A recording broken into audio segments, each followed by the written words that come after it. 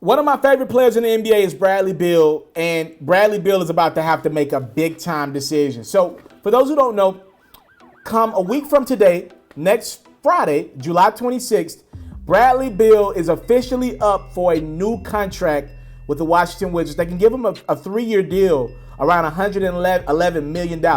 So it's a big pay upgrade for Bradley Beal. He could get paid like the guy that he played, how he played last year. And he'll be making a little less than a guy in John Wall who his teammate ain't playing basketball at all next year. Not gonna touch a court next year. He's too busy injuring himself at the crib. I don't know what the hell's going on with John Wall right now. Bradley Beal averaged 25 points, 5 rebounds, 5 assists last year. It seemed like the Washington Wizards loved playing with him. They were not good. They didn't make the playoffs. But Bradley Beal, it seemed like he adjusted to that point guard role well when he played it. He's a phenomenal guard. He go get any shot. He can make any shot on the basketball court. Let me make myself clear. I'm a big fan of Bradley Beal's game. And I heard the person is even better than who he is on the court. We will learn a lot about Bradley Beal in the next week.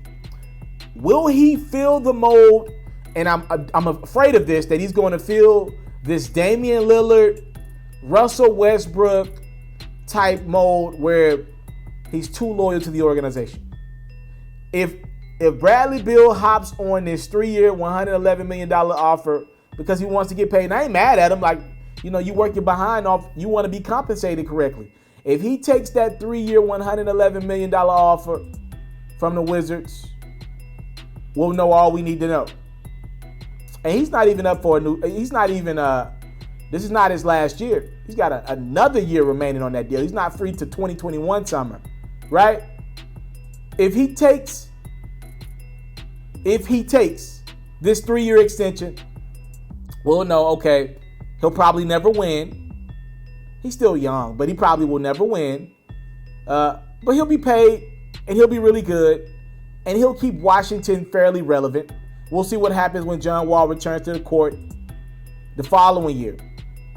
But if John Wall declines this 3-year, $111 million deal, and I know we're still 2 years out from his free agency, essentially.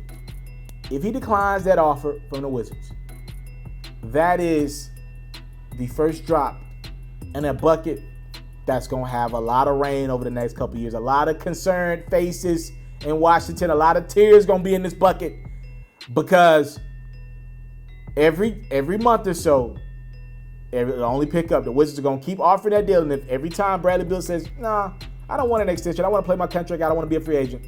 The pressure will be on in Washington. As of today, as I make this video, the Miami Heat continue to try to engage interest in the Washington Wizards for their all-star shooting guard, Bradley Beal. But the Wizards, their premise has been consistently no. They are not entertaining talks about about Bradley Beal right now. They are about John Wall, not Bradley Beal. As a matter of fact, it's to the point I brought up John Wall's name because the Miami Heat, I told you guys a couple days ago, are willing to take back John Wall's contract if it meant they could acquire Bradley Beal to kind of sweeten it for the Washington Wizards. Look, if you give us Bradley Beal, we'll get rid of all your debt. So you guys will be bad, but we'll take an injured all-star from you that's going to miss a year. Y'all owe this dude like $45 million a year. We'll take him just to get Bradley Beal. Pat Riley would do that today. My thing is, we have to wait and see what Bradley Beal does with that contract on the table. It is not smart for him to sign it next week unless he knew something was wrong with his body, right? Other than that, with his game, he'll make more money if he waits a year or two from now for a big extension, even if he wants to do it with Washington. But I brought up Damian Lillard for a reason and Russ for a reason. They both took contracts early. As a matter of fact, Dame just signed a new deal, a 4-year, $196 million deal. His contract wasn't up for 2 more years. He's now under contract with Portland for like 6 years.